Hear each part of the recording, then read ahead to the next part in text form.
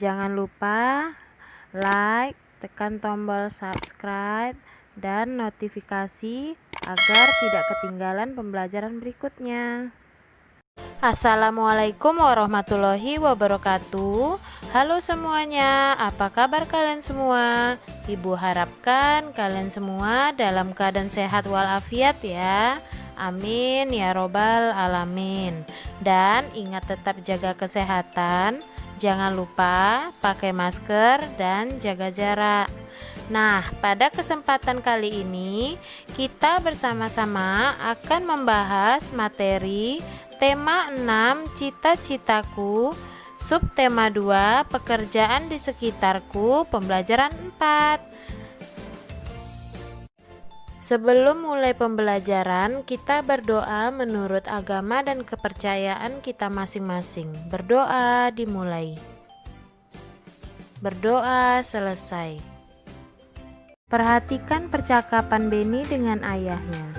Ayah, jika sudah besar nanti, aku bercita-cita menjadi arsitek seperti teman ayah, Paman Fadli. Apa sih hebatnya menjadi arsitek? Kamu mau tahu? Ayah akan menjelaskan padamu kehebatan seorang arsitek itu. Ayah Beni menunjukkan kepada Beni beberapa bangunan hasil karya arsitek. Candi Borobudur. Candi Borobudur merupakan candi Buddha terbesar di Indonesia. Arsiteknya bernama Gunadarma. Candi tersebut amat indah dan megah, dibangun tanpa perekat dan tanpa bantuan alat modern. Tak heran jika Candi Borobudur menjadi salah satu keajaiban dunia. Waduk Jatiluhur. Seorang arsitek juga berperan dalam menjaga lingkungannya. Misalnya saat bekerja sama dengan insinyur teknik sipil dalam merancang Waduk Jatiluhur. Waduk Jatiluhur adalah kolam besar tempat menyimpan air untuk berbagai kebutuhan.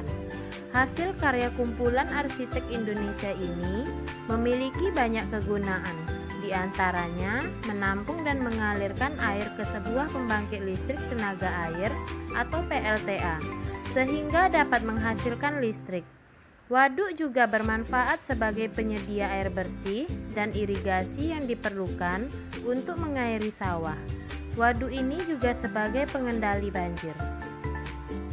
Jembatan Suramadu. Jembatan Suramadu adalah jembatan yang menghubungkan Pulau Jawa dan Pulau Madura.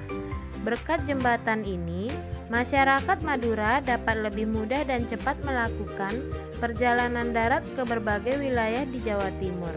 Dengan panjang 5.438 meter, jembatan ini merupakan jembatan terpanjang di Indonesia saat ini. Seorang arsitek juga berperan dalam usaha mempersatu umat beragama. Lihatlah Masjid Istiqlal Jakarta yang berdiri megah berdampingan dengan Gereja Katedral Jakarta tempat umat Katolik beribadah.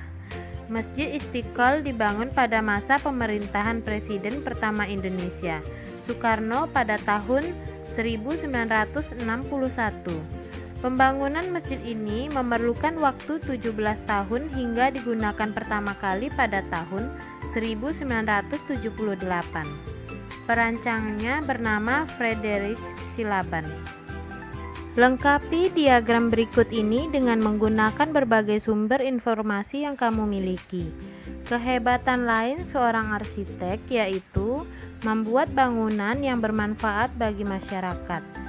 Jenjang pendidikan apa saja yang harus ditempuh untuk menjadi seorang arsitek? Pendidikan sarjana atau S1 jurusan Teknik Arsitektur di lembaga perguruan tinggi. Keterampilan apa yang harus dimiliki seorang arsitek? Yaitu kreativitas mengolah bentuk, memahami bidang ilmu, geografi, matematika, fisika, mengikuti tren arsitektur yang berkembang.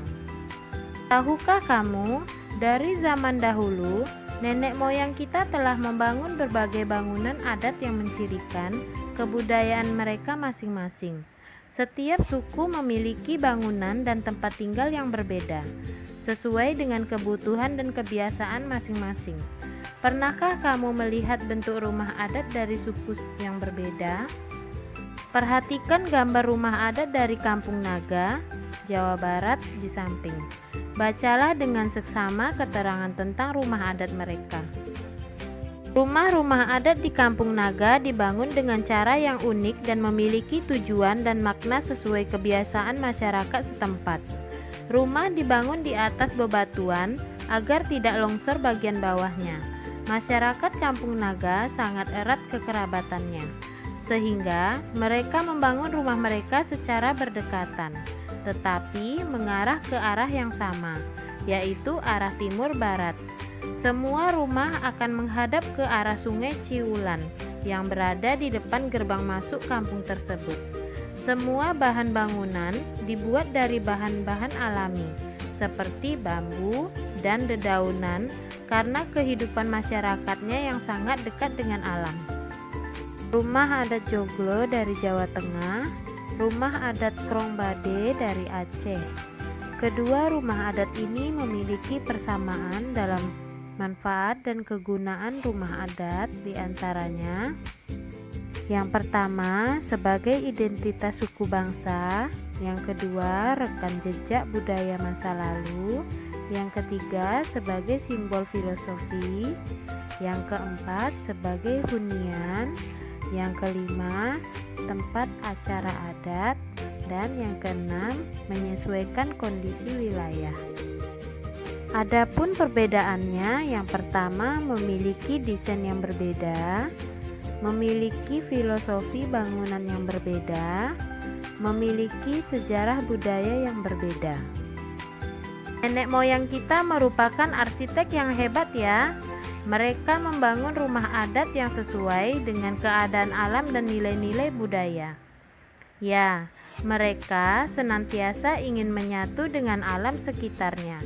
Mereka menganggap alam adalah sumber daya mereka, sehingga mereka pelihara dan jaga. Masyarakat memanfaatkan sumber daya alam di sekitarnya untuk memenuhi kebutuhan hidupnya melalui berbagai cara.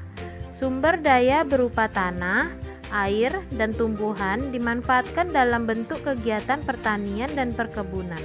Sedangkan sumber daya berupa hewan dimanfaatkan dalam bentuk kegiatan perikanan dan perkebunan. Kegiatan-kegiatan lain seperti perindustrian dan kerajinan merupakan kegiatan pemanfaatan sumber daya alam lanjutan setelah pertanian, perkebunan, peternakan, dan perikanan.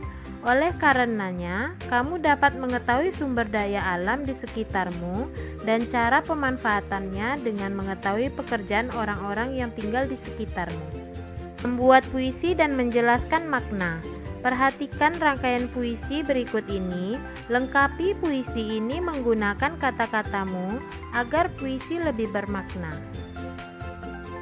Sekian pembelajaran hari ini.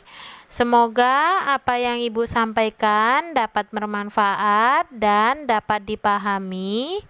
Wabillahi taufik wal hidayah. Assalamualaikum warahmatullahi wabarakatuh.